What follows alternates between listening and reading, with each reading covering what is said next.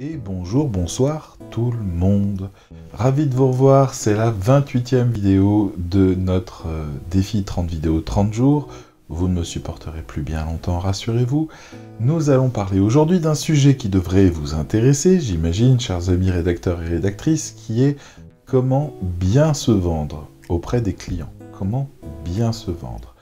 Donc, pour pouvoir bénéficier de tous les avantages de cette formidable vidéo, c'est très important pour notre karma que nous nous unissions autour du like. Alors, j'ai bien compris que les vidéos, que les images que je donnais n'étaient pas les meilleures du monde. Donc, aujourd'hui, exceptionnellement, pour vous inciter à liker cette vidéo, je vais mettre un chaton. Un joli chaton. Si tu aimes ce chaton, si tu le trouves joli, like la vidéo. Ok. Allez, toi tu te casses. On va se mettre en route. Alors, nous allons parler de comment bien se vendre. Et pour ça, on va essayer d'aborder la question de vraiment l'angle complet. C'est-à-dire toute la communication. Qu'est-ce qu'il y a à questionner sur la communication pour savoir bien se vendre? Est-ce que vous êtes prêts? J'imagine que oui. Et je vous dis à tout de suite. Alors, comment bien se vendre? Ça, c'est une sacrée histoire. Parce que j'entends énormément de rédacteurs, depuis le début de ce défi, me dire « le marketing, bof. C'est bon, toi, t'es le gars qui fait du marketing. Le marketing, c'est pas ce que je veux. Le marketing, de toute façon, c'est juste pour les marketeurs, concepteurs, rédacteurs. Moi, je suis pas là pour vendre, je suis là pour écrire. » Stop. T'es en train d'essayer de te vendre, toi. Si t'as pas compris que ton client a besoin de se vendre lui, et que ça serait bien que tu saches te vendre toi, pour pouvoir convaincre ce client qui peut te faire confiance, alors il y a un problème quelque part. Tu veux que le client te donne de l'argent, mais pas qu'il ait le bénéfice de pouvoir augmenter son chiffre d'affaires grâce à toi. Donc je pense qu'il est temps que tu te questionnes sur l'expertise que tu offres à ton client. Des contenus, réagir à des briefings, très bien. Ok, voilà, il n'y a pas de souci, je te passe une commande, tu me fais le texte. Pas de souci. Mais ça serait quand même vachement bien que tu saches vendre, parce que c'est ton métier. Ton métier, c'est de travailler dans la communication, de réussir à convaincre des gens, de faire confiance à une marque ou à un produit. C'est ça, ton métier. Je veux dire, c'est pour ça qu'on te donne de l'argent ad infine, d'accord? Tout au bout. C'est le but. C'est pour ça que tu vaux de l'argent. Tu comprends? Alors, l'idée, c'est pas de servir le grand capital, parce que tu peux tout à fait te mettre au service d'une, je sais pas, d'une association qui te tient particulièrement à cœur, d'un projet qui te semble important, tu peux travailler sur des choses qui te semblent essentielles. Mais il faut savoir le faire, ce truc-là. Donc, nous allons voir comment un rédacteur qui accepte l'idée qu'il fait du marketing, dans le sens où il est l'intermédiaire entre une marque et ses clients, et qu'il fait le pont de communication entre les deux, comment il pense sa communication. C'est quand même un prérequis à ce que je vais raconter. Donc voilà, première question qu'un rédacteur doit se poser dans son préparatif de communication pour savoir bien se vendre, c'est qu'est-ce qu'il vend? Qu'est-ce qu'il vend? C'est quoi ses valeurs? C'est quoi le sens de son travail? Qu'est-ce qui fait qu'il est bon? Dans quoi est-ce qu'il est bon? Quel est son produit? Quel est son service? Alors, si tu sais écrire et que tu vends ça, ben, il y a pas mal de concurrence quand même. Si tu sais écrire et que tu sais faire du SEO, comme ça a été la mode là depuis 5 ans à peu près, où d'un coup tous les rédacteurs sont devenus des rédacteurs SEO parce qu'ils ont trouvé enfin leur argument force, qui n'en est pas un en réalité, mais ça c'est pas grave, eh ben tu peux le mettre. Voilà, tu fais du SEO, mais définis-le alors. Parce que me mettre moi numéro 1 sur Google, je te mets au défi de le faire, hein. Je te donne autant de fric que tu veux, et tu m'envoies mon site numéro 1 sur une requête hyper concurrentielle. Tu sais pas faire. Donc non, c'est pas ça. Qu'est-ce que tu sais faire?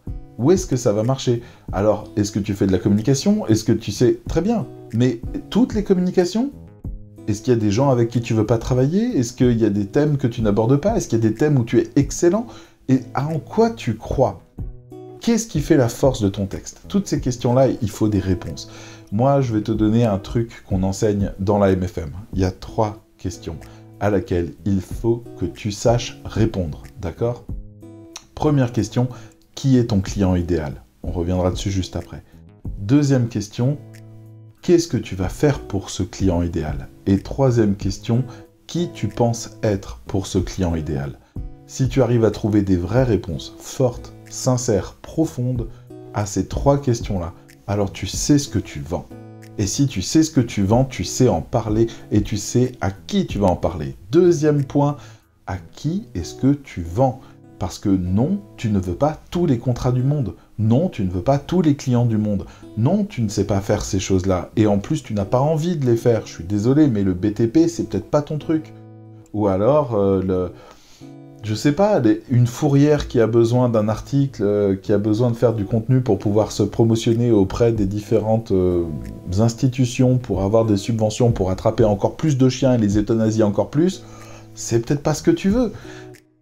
Je pars sur des très grands trucs, mais il y a d'autres questions de fond qui sont là. Et il y a aussi des sujets de prédilection dans lesquels tu vas te sentir vraiment beaucoup mieux et tu vas pouvoir mener le combat pour ton client. Tu auras une raison de te battre pour ce client. Mais la question, c'est qui est ton client idéal? Avec qui tu as vraiment envie de travailler? Est-ce que c'est le start-upper qui a réussi à décrocher une grosse enveloppe de plusieurs dizaines de milliers d'euros et qui va te filer 500 balles pour faire les textes? Est-ce que c'est le gars qui connaît rien et qui se lance et qui a besoin de tous les conseils pour pouvoir réussir? Qui c'est ton client idéal? Si tu sais quelles sont tes valeurs et que tu sais qui est ton client idéal, on a sacrément progressé déjà dans la qualité de ta communication générale. Tu peux définir ton blog, tu peux définir ta homepage, tu peux définir ta communication sur les réseaux sociaux, tu peux même tes mailings, absolument tout, y compris le nom même de ta boîte, peut-être. Tout ça va dépendre de ces questions-là. C'est pas rien du tout, mais pas rien du tout. Ensuite, la question qui tue. Pourquoi je te choisirais toi et pas quelqu'un d'autre? Pourquoi toi? Moi, j'aimerais le savoir. Je veux bien t'engager, je veux bien travailler avec toi, je veux bien... Mais pourquoi je te choisirais toi et pas le gars à côté? Hein? Pourquoi? Où est ta valeur? Qu'est-ce qui te différencie? Tu vas me dire, ah mais j'écris sans faute. M'en fous, j'ai une correcteur. Ça m'intéresse pas.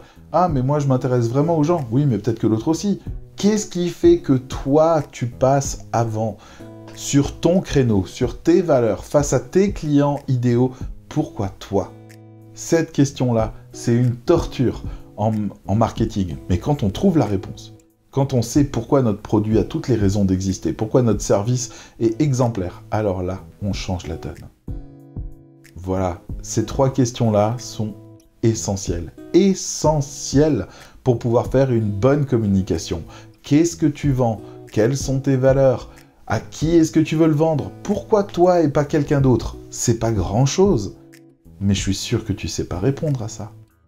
Alors tu vas prendre ton papier, tu vas prendre ton stylo, et ce soir, à la place de regarder Netflix, tu vas te poser et tu vas essayer d'y répondre. Parce que tout ton avenir en dépend. Moi, je te le conseille en tout cas. Il faut comprendre une chose. Il faut que tu deviennes incomparable. Je dis pas exceptionnel, exemplaire ou quoi que ce soit, je dis incomparable.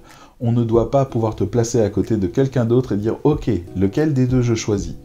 Tu es spécial, tu as une offre unique, et cette offre, personne d'autre que toi ne sait la faire, et cette offre est la meilleure sur ton créneau, dans tes valeurs, face à tes clients idéaux.